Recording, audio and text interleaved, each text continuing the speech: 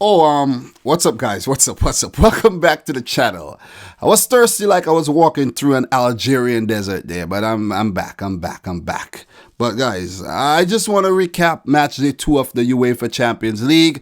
I talked about match day 1 already. I talked about the Tuesday fixtures in part 1 of this review. So you guys could go back and check that video out. I'll put a link in the description box down below. But we're here to talk about the Wednesday fixtures. Guys, how have you been enjoying the Champions League so far? Because I have been truly entertained, man. I have been entertained. Tottenham 2, Bayern Munich 7, Liverpool 4, Red Bull Salzburg 3. Barcelona 2, Inter Milan 1, Ajax 3, Valencia 0. We have seen some good games. We have seen some very good games. So let's not be ungrateful. Let's just appreciate the good football that we are seeing, top quality football that we are experiencing right now. But what I want to do, I want to just go through the fixtures from groups A to D. And then in today's video, we will be talking about groups E to H. I already talked about group A to D, but I want to do a quick recap so that, we continue where we left off. So in group A, guys, we had Galatasaray losing to PSG 0-1. And then Real Madrid and Club Brugge drawing 2-2. That's an upset. Point dropped against Club Brugge by Real Madrid is an upset. So things are not looking good for Los Blancos right now at all. Zinedine Zidane, or is he Zenadon Zidane? Was that a bad joke, guys? Was that a bad joke? But that's actually clever though. Zidane. Like, I bet none of you guys thought about that. But anyways, in Group A right now, PSG are on 6 points, 2 wins from 2. Club Brugge, 2 points, 2 draws. They are currently unbeaten in the freaking group, man. Way to go, Club Brugge. Way to freaking go. Galatasaray, 1 point, and at the bottom of the group, Real Madrid. Could you guys believe? I cannot believe that Real Madrid are currently at the bottom of this group. I really can't believe it. I can't believe this. This is unbelievable. Guys, remember, Real Madrid has won 4 out of the last 6 Champions League titles, with Barcelona winning the other, and of course Liverpool won the last one, last season. So things are not looking good for Los Blancos at all. But if you want to hear more about what I have to say about Los Blancos, go check out the video from, Tuesday games. So guys, let's go on to Group B, where we had 2 very good fixtures. I spoke more about those games in the video that I was talking about earlier, so please go check out the video. But Tottenham Hotspur 2, Bayern Munich 7, Crvena Zvezda or Red Star Belgrade 3, Olympiacos 1. This was a come from behind victory for both Bayern Munich and Crvena Zvezda. Yes, Bayern did come from behind. What an embarrassing performance by Tottenham Hotspur. You guys should be ashamed of yourselves right there. You need to do a big revamp. You built a whole new stadium, and you need to build a whole new fucking team because the team sucks. Despite making the champion. How did they even make the Champions League final last season? I think they fluked their way to the Champions League final, if you ask me. And Tottenham fans, do not come for me, because I'll come right back at you. Do not come for me. Don't even think about it. But But anyways, guys, Bayern Munich currently on top of Group B. They're sitting really pretty up there. FK Crvena Zvezda of Serbia, second in the group. Guys, do you believe that? 3 points. Olympiacos 1 point and Tottenham 1 point. Guys, Tottenham even give up a 2-0 lead against Olympiacos on match day 1. That's how bad they have been. They have been horrible. They have been really bad. To put all jokes aside, Tottenham have been terrible. They have been really bad. But in Group C, guys, where my team Manchester City, that did not come out good. Manchester City plays. We are currently, you know what, I should go over the fixtures first. I'm kind of hyped because we are currently on top of the group table. But 2-0 win over Dinamo Zagreb. We had to fight really hard for that. The first goal didn't come. until the hour mark, and then the final one came in extra time. So Dinamo could have equalized. They had, well, they didn't have a lot of chances, but they could have equalized. The ball is round. Anything could have happened. Atalanta 1, Shakhtar Donetsk 2. Atalanta, oh man, not doing good in the debut season in the Champions League whatsoever. Could Gasperini and his boys turn things around in their next fixture and in the second round of matches? We'll just have to wait and see, like I always say. I don't know why I always say that, but we will definitely have to wait and see, though. Well, that didn't come out good either. We'll definitely have to wait and see. So at the end of match day 2, City are on top, 6 points. Shakhtar Donetsk second, 3 points. Dinamo Zagreb third, 3 points. And Atalanta at the bottom without a point. So let us move on. What the hell was that? So let's move on to Group D, where Lokomotiv Moscow lost to Atletico Madrid at home, 2-0. And Juventus defeated the hapless Bayer Leverkusen 3-0. I expected nothing different from those results. It was expected. Leverkusen to lose, Lokomotiv to lose, of course. Heavyweights in Juventus and Atletico Madrid expected to get out of this group in first or second. Who do you guys think will top this group, though? Will it be Juventus or will it be Atleti? So Atleti are currently on top of the group right now, 4 points. Juventus second, 4 points. Lokomotiv third, 3 points. And Bayer Leverkusen at the bottom without a point. So now that we have recapped the matches from groups A to D, let's talk about the matches from groups E to H. And these ones, I'm going to go a little bit more in-depth, give you guys some stats, some analysis, and I'll let you know how I feel about each team. Simple. So the first match in Group E that I want to talk about is the Genk versus Napoli fixture, which ended in a scoreless draw. I don't understand how this game ended in a scoreless draw. And if you did not watch the highlights, guys, I beg you, please do so. It was one exciting 0-0 draw. Both teams had a lot of chances to score, but none of them could find the back of the net, especially Napoli, who hit the woodwork on 3 occasions, and they had a whole lot of chances to score, but couldn't score. Same so for Genk. They had their chances, also couldn't score. Merit pulling off some huge saves in that game, and also the Genk goalkeeper, a very young goalkeeper, pulled off some spectacular saves as well. So let me give both teams a round of applause, man. Especially Genk, because a lot of people wrote this Belgian team off, maybe not to pick up a single point in this group, especially since they lost and match they won so embarrassingly 6-2 against Red Bull Salzburg. That was a shock. I wasn't expecting that result. But to pick up a point from Napoli, who defeated the champions Liverpool on match they won 2-0. Man, come on. You have to just smile at a result like that. Well deserved. Napoli were definitely weakened because Lorenzo Insigne didn't play and Dries Mertens was on the bench. I think Dries Mertens is from Genk and he even bought 72 tickets, I think, if I'm correct, but he did buy some tickets for some fans to come and watch the game. Too bad he couldn't win or couldn't score. As for stats in this game, Genk 14 shots at goal with 2 on target. Napoli 18 shots at goal, only 3 on target. Genk had 37% of the possession, Napoli 63. Genk with 326 passes with a 72% pass accuracy. Napoli 571 passes with an 84% pass accuracy. I think Napoli played better out of the two teams, and they definitely should have won this game. Arkadiusz Milik, man, you should have put one of those balls in the back of the net.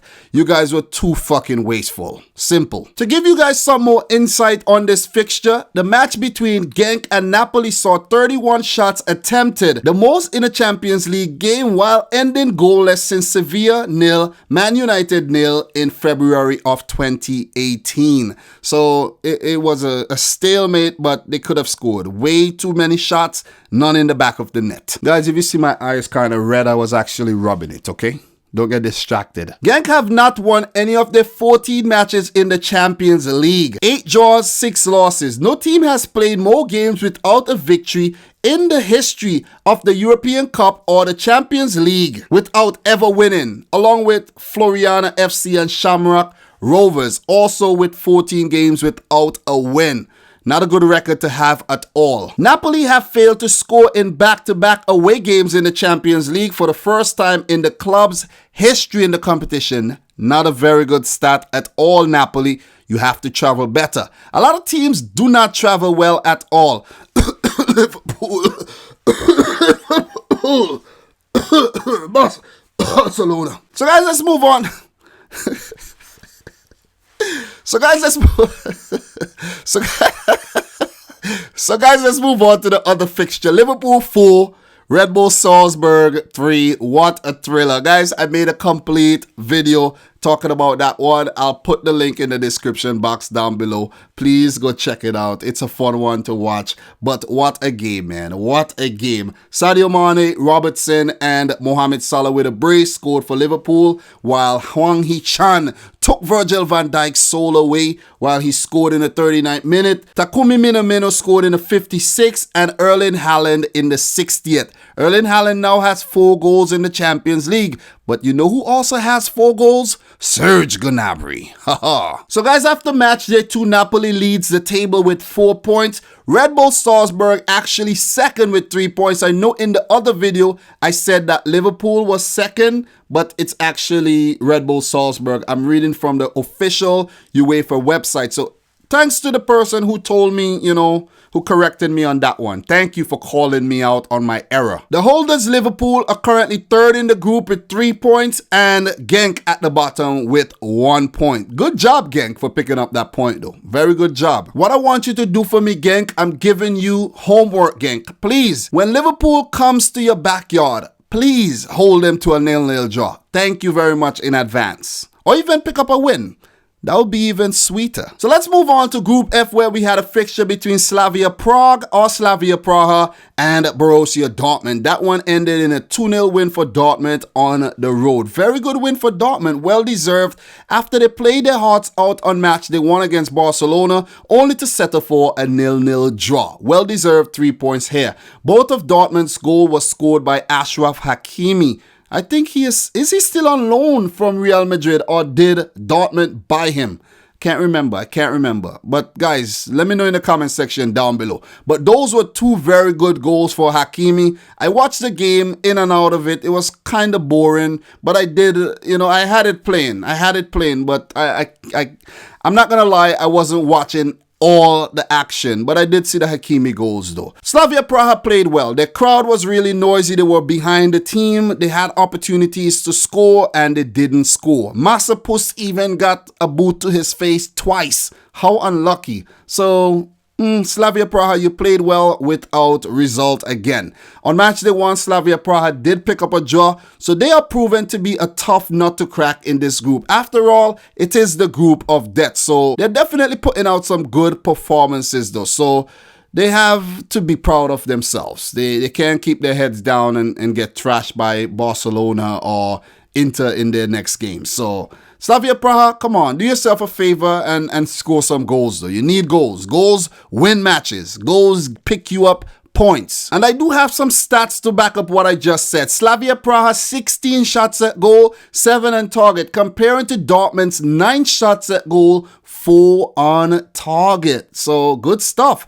49% of the possession by Slavia Prague, 51% for Dortmund. 504 passes with a 79% pass accuracy, comparing to Dortmund's 538 passes with a 79% pass accuracy. So Slavia Praha was in this game. The scoreline does not do their performance any justice whatsoever. As for some insights, Borussia Dortmund have won 5 of their 8 Champions League group stage games under Lucien Favre, picking up 1 loss, 2 draws, and 5 wins. Well, I already said they won 5, but good stuff, Lucien. Very good stuff. Slavia Prague are winless in 7 Champions League matches, 3 draws and 4 losses, failing to score in 4 of those. Borussia Dortmund have kept 8 clean sheets in their last 11 European games in the Europa League and Champions League, combined winning 5, drawing 3, and losing 3. But guys, let's not get too hyped up for Borussia Dortmund though. They are just a teaser team. They will tease you in the Champions League, tease you in the Bundesliga. They would seduce you. They would lure you in. they would tempt you, and then they would have a catastrophic end to their season and get knocked out the Champions League or come in second or third in the Bundesliga. So don't get hyped when it comes to Dortmund. Definitely don't. For the next game in Group F, the Barcelona versus Inter Milan game. What a game, man. What a game. Messi started the game. Ansu Fati was injured. Umtiti injured. Romelu Lukaku was injured for Inter. And Inter still scored early. Lautaro Martinez, that was a really good goal. Nice ball to cut apart the Barcelona defense there. And even with a man by his side, Lautaro Martinez still managed to get a very, very good shot off to beat Ter Stegen, who has been in very good form to be fair to the man. Inter were leading in 2 minutes. I couldn't believe it. And deep within me, I kind of wanted Inter to win this game. And, it will make for a better story. Like Inter defeats Barcelona at the Camp Nou. The Camp Nou has been a fortress as well. And Antonio Conte, he got his strategies right in this game. He kept Barcelona scoreless for 58 minutes. It was up to that point, Inter was bossing the game. They had opportunities to score. Lautaro Martinez, I could remember, with a powerful header, well saved by Ter Stegen. And if they had scored that goal, I think they would have seized more advantage over the game and just, go on to pick up the full 3 points, because the way Barcelona was playing, it didn't seem like they were up for it. Messi, he is not fully fit, so he wasn't really playing to his best, and Griezmann didn't look at his best. Suarez looked like he was just walking around. Busquets, Arthur and De Jong were working their asses off in the middle of the field, and Longley, Piqué, and, Sergio Roberto played left back. Nelson Semedo, they had their work cut out for them. They had Alexis Sanchez, Lautaro Martinez, guys like Sensi to deal with in that game. To sum it all up, they had their hands full. But guys, the magical moment in the game came in the 58th minute, man. But before I talk about the goal, Ernesto Valverde, who was losing the battle up until that point, and the commentators were saying, oh man, it is not looking good for Valverde here, despite him only losing 6 games while being in charge of Barcelona. He's still under some pressure because they have lost 2 out of those 6 games this season. But Ernesto Valverde showed us why they put him in charge of Barcelona. Genius move. He brought on Arturo Vidal. I think at that time, he took off Busquets, if I can recall. And I was kind of scratching my head, be like, Busquets, he is the man, the anchor. But brought on Arturo Vidal, more attacking of the 2 players, and the results came immediately. A beautiful cross by Arturo Vidal. And guys, the most magnificent fucking volley you could ever see in your life was scored by the cannibal, Luis Suarez. What a fucking volley, man. It was so sweet. Sweeter than condensed milk. Sweeter than honey. Sweeter than... What else is sweet, guys? Tell me something that is really sweet in the comments. But it was sweet. It was like freaking eye candy. It was lovely. It was a lovely thing to see. It was a lovely thing to see. And it went past fucking Handanovic. Handanovic, who at that point was having a great game. His handling looked good. His distribution looked good. Position and everything. He was dealing with whatever Barcelona brought to him. But he couldn't deal with that one. That one had too much. That one had too much finesse on it. It was just simply magnificent, man. And to see Suarez score like that, he hasn't been in good form. And last season in the Champions League, he was simply the epitome of doo-doo. But this season, it seems like he's out to change all that. Big goal. The equalizer, magnifico. So with the game poised 1-1, the battle continued. Inter, they were pegging away. Barcelona, they were trying their hardest to pick up the win. Barcelona were going for the win in this game. Inter, they were kind of, falling behind a bit. It seems like they were running out of steam. They couldn't hold their concentration for long enough. But Barcelona, they were still at it. And the moment came, man. The moment came. Lionel Messi with a brilliant pass to Luis Suarez. And oh my God, guys. What a fucking touch. That first touch by... Wait. Let me gather myself. That first touch by Suarez, That first touch to get the ball in space and then hit it. Oh my God. Those were two of the most majestic, two of the most graceful goals you could ever see on a football pitch. And they were scored by Luis Suarez. A lot of people might not like him, but guys, he was damn good. And you have to give it to him. He won Barcelona the game there. Quality made the difference in the end. If Inter had... I got something in my... Fuck. If Inter had a more clinical striker, like a natural striker up top, because Lautaro Martinez isn't a natural center forward. If they had a man like Mauro Icardi up there, let's just throw the outcast Mauro Icardi up there. If he was up there, Inter may have won the game against Barcelona. But without a quality or a top class striker up top, it cost Inter the game. And the guys, the supporting cast did not chip in to help Lautaro Martinez. You need guys who could put the ball in the back of the net. Let me just use Manchester City for example. Sterling, Mahrez, Bernardo, Kevin De Bruyne, Gabriel Jesus, Sergio Aguero. All these guys score. Did I say Raheem Sterling? All these guys score on a consistent basis. Liverpool, Salah, Mane, Firmino, they score on a consistent basis. Who's going to score the goals for Inter in the Champions League? They struggled and match they won to even pick up a single point against Slavia Praha, and they lost against Barcelona. It's not looking good in the Champions League for Inter. Although they're currently, ripping up the Serie A, still unbeaten, and they will face Juventus in the, this weekend. They need to get their act together in Europe. But well played, Barcelona. Stats for the game: Barcelona 17 shots at goal, 7 on target. Inter 11 shots at goal, 3 on target. You see exactly what I'm talking about? Barcelona had 66% of the possession compared to Inter's 34. 774 passes for Barcelona with a 90% pass accuracy. Oh my God, exquisite passing. Inter 396 with an 83% pass accuracy. Like Inter. Let's be real here. Let us be real. How you expect to beat Barcelona with players like Cuadro, Asamoah in your team? Candreva, Sensi, Alexis Sanchez, Lautaro Martinez. Like, come on. I'm not even going to name out the other players. Let's be real here. Let us be real here. Let us be fucking real here. Barcelona was a class apart. Simple. To give you guys some more insights, Barcelona are unbeaten in their last 33 home games in UEFA Champions League matches with 30 wins, 3 draws, with that run featuring 2 wins over Internazionale.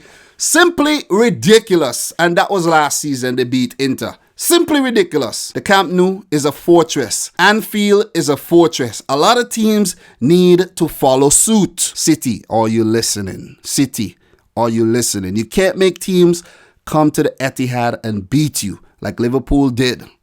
Like Tottenham came there and they beat you in the tie. Scored 3 goals or so. You can't make Lyon come there and beat you. You can't. Come on. Stop fucking up. Inter have lost 3 consecutive away Champions League matches for the first time, with 2 of those 3 games coming at the Camp Nou against Barcelona. So Barcelona are their nemesis, man, and they can't seem to get over Barcelona at all. When starting, Barcelona's Lionel Messi has either scored or assisted in each of his last 13 Champions League group stage matches at the Camp Nou for Barcelona. 22 goals and 7 assists in 13 games? This is ridiculous. Like, this guy is not from planet Earth. He is not from planet Earth. He is from a different planet called Argentina. So after match day 2, Dortmund are on top the group with 4 points. Barcelona second, 4 points. Inter Milan third, 1 point. And Slavia Praha at the bottom with 1 point. So guys, let's now move on to Group G, where we had Zenit defeating Benfica 3-1. Guys, I told you Benfica are gonna come in last in this group, and I'm not even kidding here. Go check my prediction video. Last. They might even lose all their games, and that's what you get for selling out. You sell out all your players. Well, I said that wrong. They sold all their players, and come on, you expect to sign guys like Tabrat and expect to do things in the Champions League? Nah, it ain't happening. Definitely not happening. But guys, I must mention, that was a fucking great goal by Raúl de Tomás, the boy from Dominican Republic, who one day dreams to play for España at the World Cup, maybe, but cannot make the Real Madrid team. They had to sell him. But who knows, maybe he can fulfill those dreams while playing for the Eagles of Benfica. What a fucking goal. His debut goal for Benfica as well. I think it is his debut goal for Benfica. Well, at least it is his debut goal in the Champions League for Benfica, and it was a marvelous one. It was a wicked goal. I think that could be a Puskas kind of goal too. It was damn good, but it was just a consolation goal though. It was a consolation goal. It came in the 85th minute when Benfica were already losing 3-0. Zenit's goal came from Artem Zuba in the 21st minute. Him and Azmoun linking up very well. Ruben Diaz scored an own goal in the 70th. Well, it would have fell to the Zenit player for a tap-in anyway. And then Sardar Azmoun got one of his own in the 78th minute. The boys from Asia are doing well in the Champions League though. They're on fire. So 3-1 win for Zenit St. Petersburg, man. Good stuff. Good stuff from the team from Russia, man. They have a really nice stadium over there already. They spent 40 million on Malcolm and he's not featuring. But as for stats in this game, Zenit had 17 shots at goal, 6 on target, 43% of the possession. So Benfica, they did have the bulk of the ball with 57% of the possession, 18 shots at goal, 7 on target, still couldn't score. They even had more passes and completed more of their passes than Zenit, still couldn't score. What's going on with Benfica? As for some insights, guys, there has never been a draw in 7 meetings between Zenit St. Petersburg and Benfica, with Zenit having won 4 of those games. Benfica winning 3, of course, if there was never a draw. Do your math, guys. Do your math. 3 of Benfica's last 4 own goals in the Champions League have come against Russian opposition. Ooh, this is nice. Zenit St. Petersburg, CSKA Moscow, and Spartak Moscow. Zenit St. Petersburg have scored at least once in their last 24 home games in the Champions League. Ooh. Well, I should say, UEFA competitions. I got a little carried away there. Well, that includes the Europa League. Last failing to score at home in a match against Monaco in October of 2014. So, good stuff, Zenit, man. Good stuff. Do they, I once had a Zenit TV back in the day too. Guys, do you remember those? But I don't think those two things are the same. I don't think Zenit makes TVs. Really don't. For the next match between RB Leipzig and Olympique Lyon, Olympique Lyon came out winners on the road 2-0. Remember, Lyon drew their first match against Zenit and RB Leipzig defeated Benfica. But now it's RB Leipzig's turn to taste defeat once again. After losing 3-1 against Schalke and falling off the top of the Bundesliga table. Lyon's goals were scored by Memphis Depay in the 11th minute and Terrier in the 65th. Leipzig did have most of the possession with 59%, got 17 shots off with 5 on target, comparing to Olympique Lyon's 11 shots off with 2 on target. 2 of those ended up in the back of the net. Timo Werner was wasteful in this game. RB Leipzig should have never lost the game, but Timo Werner is to be blamed. His finishing was appalling. It was an abomination. This was not the Timo Werner that we know. He should have scored at least maybe a hat-trick in this game. As for some insights, Lyon have ended a run of 8 Champions League matches without a victory, a run in which they drew 7 and lost 1. RB Leipzig's last 7 matches in the Champions League have now alternated between defeat and a victory. You get it, guys? They won, they lost. They won, they lost. They won, they lost. These are some sweet insights. Lyon have scored at least once in each of their last 7 away games in the Champions League, scoring 11 goals, last failing to score in September 2016 against Sevilla. So at the end of match day 2, the Group G table looks like this. Zenit on top with 4 points, Olympique Lyon second, 4 points, RB Leipzig third, 3 points, and Benfica at the bottom without a point. So guys, now it's time for Group H, the only group that I failed to make predictions for, and you guys just keep saying, where's the Group H predictions? Where's the Group H predictions? Well guys, what I'm going to do, I'm going to let you know the predictions that I came up with for Group H, and then I'll give you like a revised prediction because I never released it. But I'm going to be honest with you in this video and let you know who I think are going to come in first, second, third, and fourth. I'll do this as a separate video. I'll just cut it out and make a separate video for it for all the Group H faithfuls, okay? So in Group H, as we know, there's Ajax, Chelsea, Valencia, and Lille. Lille making a return to the Champions League after a very long hiatus. So in match day 1, Lille lost to Ajax while Chelsea lost to Valencia. But now it's time to talk about match day 2. On match day 2, Lampard's Chelsea visited Lille in France and they picked up their first ever Champions League win under their new manager, winning the game 2-1. Tammy Abraham scored first for Chelsea in the 22nd minute, but Osimhen equalized for Lille in the 33rd. Chelsea picked up the winning goal in the 77th minute, courtesy of their veteran Willian. And no wonder Lampard is persisting with Willian and Pedro and Mount and these guys ahead of Pulisic because they're coming up with the goods.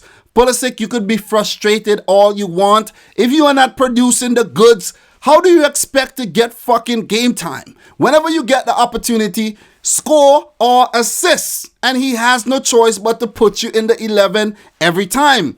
I have taken away the Captain America thing from you and now given it to Jesse March, so you have to work very hard to get it back because March is currently on fire. He is the first American to manage in the Champions League as well. So March, you know what? Keep the fucking Captain America tag, please, because Pulisic are letting us down over here. As for stats in that game, Lille 7 shots at goal, 3 on target. Chelsea 11 shots at goal, 3 on target. Lille with 37% of the possession, Chelsea 63. Lille had 362 passes with a 77% pass accuracy, while for Chelsea 613 passes with an 86% pass accuracy. Chelsea looks good. They look really good. And I think they're one of the teams who have most of their youth products on the field, well, along with teams like Ajax, maybe Benfica. But Chelsea, man, you have guys like Zuma, Tomori, Mount, Abraham. Like, this is what you call promoting youth. Even Reece James made his Champions League debut for Chelsea as well. He is a youth product. And one must not forget the very, very special talent in Callum Hudson-Odoi. So that's like 6 Chelsea youth products on the field at the same time. Well, you know, in the park at the same time. It's amazing. It's amazing to see. If Lampard is able to do something great with this team, it will be one amazing achievement. One amazing accomplishment, I should say. But Lille definitely have some nice little players on their team there. Osimhen up top, Jonathan Bamba and Jonathan Ikone looks good. Arroyo looks good as well. But they will definitely be missing Nicolas Pepe, who I think should have stayed his ass at Lille and helped them in the Champions League. He got them in the Champions League, so why not play with your team for maybe one season before you move on? Like, teams would have still be in for you because you are talented, but you went to Arsenal and you are flopping right now, you know. Nicolas Pepe, you are currently flopping. You are currently flopping. You could be one of the most expensive flops. You're flopping. Get your act together, man. Or go back to Lille. As for insights, Chelsea ended a run of 4 games without a win in the Champions League, drawing 2, losing 2, picking up their first victory in the Champions League since November of 2017 when they defeated Karabakh 4-0. Lille are winless in their last 9 home Champions League games, losing each of their last 4 in a row. Not good at all. Not good. Not good. In the 68 games that Frank Lampard has managed between Derby County and Chelsea in all competitions, his team have only kept a clean sheet in 22% of their matches. Not good.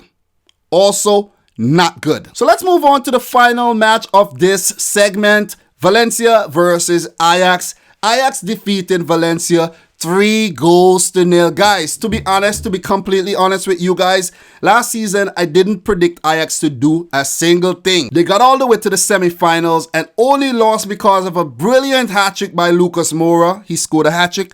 Tottenham still have him on the bench, guys. You see what I'm talking about? But what happened during the summer there? Ajax lost 2 of their best stalwarts in Frankie de Jong and Matthijs de Ligt. They went to Barcelona and Juventus respectively. So I was thinking, you know what? De Jong leaving, De Ligt leaving, Lasse Schoen left. What's going to happen to Ajax here? Oh, man, they lost their backbone. They lost their, heartbeats there. But no, they didn't. They didn't. Ajax came through a very grueling Champions League qualifiers and they're in the group phase. A very mild group, to be honest. Valencia, Chelsea, Lille, mild, very, very mild. Despite Chelsea winning the Champions League before Valencia get into the final on numerous occasions in the past, Lille, light team. This is a light group.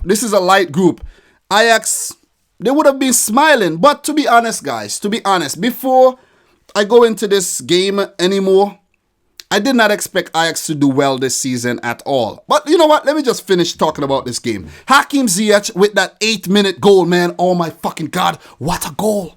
What a goal to beat Jasper Cillessen, a former Ajax man. What a goal. He must be ashamed. All the former Ajax players must have messaged him after the game and be like, what the fuck, man? What the fuck? Because that was an amazing strike by Ziyech. And guys, we have to give praise to guys like Ziyech, Van de Beek, Neres, Onana, and all the other guys who stayed at the club. Well, not really Dusan Tadic. He would have stayed there. But you got to give props to these guys. They stayed at the club and they're going to fight their hearts out for Ajax. Quincy Promes scored in the 34th minute and I did not expect him to move to Ajax from Sevilla. Like, that was a weird move. Spartak Moscow, Sevilla was like, yeah, I like that move. I like that move to Sevilla. Because I've always admired Quincy Promes. He was one of my favorite players while playing FIFA. And then he moved to Ajax. Oh, man, he's a big boost because he is one of the big players in the Dutch international team there. That was a good goal. And the third goal was scored by Donny van de Beek, man. Coming back from injury. Reminiscent of last season, great goal, great celebration. I love when players just run off and celebrate with so much heart, man, and Van de Beek did that. Valencia had their chances to score. Dani Perejo had a penalty, he skied it. Rodrigo, he had a great chance, hit the post. Onana was forced into numerous big saves. They could have conceded. They could have probably, picked up a draw in this game. But Ajax were the better team and they deserve the win. I must also talk about Ajax's right back, Serginho Dest, man. This guy is a talented guy. There's currently a fight for him between the USA and the Netherlands. And it seems like he is going to choose the Netherlands. So, Dumfries, man, you have some competition there because Dest is good. He is really skillful. But Ajax is looking really, really good, man. With Lisandro Martinez and Edson Alvarez in the middle of the field, playing that Frankie de Jong role. So you see Frankie de Jong is not there anymore. Two players have to play that role. Tadic, Veltman, and Blind were all resolute as well. Neres, Huntelaar, and CM de Jong came off the bench for the Dutch team. Oh, they're looking good. They're looking really, really good. They're looking good, man. And Valencia, currently, under a new manager and all after they sacked Marcelino and hired some guy whose name I could never ever remember. His name is Albert Celades. I could never ever remember his name, but I don't think Valencia are going to make it out this group at all. As for some stats in the game, Valencia 14 shots at goal, 4 on target, 55% of the possession, 531 passes with an 87% pass accuracy. So they had the ball, they had the shots off, but just couldn't score. Ajax, 13 shots at goal, 7 on target, 45% of the possession, 452 passes with an 84% pass accuracy. Ajax committed 22 fouls compared to Valencia's 8. So Ajax wanted the ball back. They won the ball back and they tackled hard. So they showed more intent in the game and deserved the win. As for some insights, guys, Valencia suffered their heaviest home defeat in Champions League since 2004 when they were beaten 5-1 by Inter Milan. Ajax have won each of their 2 last Champions League away games against Spanish oppositions versus Real Madrid. Remember that 4-1 thumping, and against Valencia last night. As many as they had won in their previous 9 attempts. So this is a new Ajax team. 2 wins, 1 draw, and 6 losses in their last 9 travels to Spain. And those 2 wins came this season and last. So Ajax going through a renaissance right now under Eric Ten Hag. I have to mention his name. Haven't mentioned a lot of coaches, but I have to mention Eric Ten Hag today. At the end of those Group H fixtures, Ajax are currently on top with 6 points, Chelsea second 3 points, Valencia third 3 points, and Lille at the bottom without a point. So for all of you guys who want to know my initial predictions for Group H, I'm gonna share it with you right now. I predicted Chelsea to top Group H, Valencia to come in second, Ajax to come in third, and Lille to come in last. Yeah, I know the Ajax fans are going to get at me right now. I know, but guys, I never shared those predictions. I never made a video. I'm only revealing my initial predictions. But right now, they have changed. They have definitely changed. They have changed. I'm going to change my predictions. I can do that. I never put it on wax. I'm just letting you know now. My predictions, guys, Ajax are going to top this group. They're going to top this group. Easy.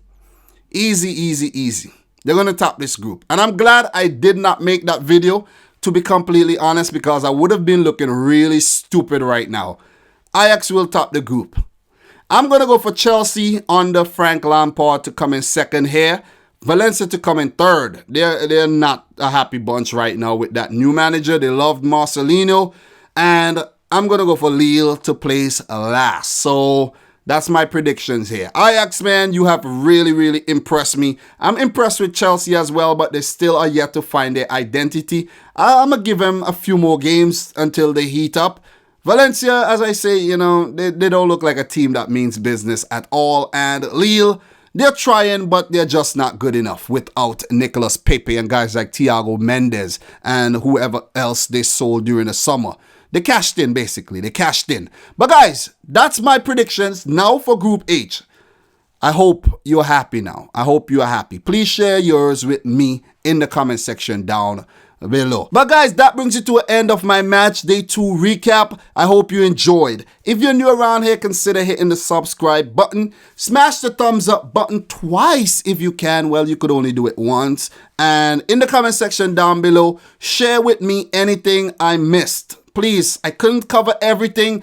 I'm just here to let you know how I feel about the teams, how I feel about the results, and what I think. You know what I'm saying? I'm not a robot. I'm only human. I'm just here to, you know, share what I think with you guys. So anyways, guys, until the Champions League come around again, please make sure you save the playlist so you never miss any of my Champions League videos.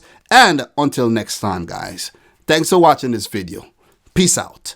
Rich Squad.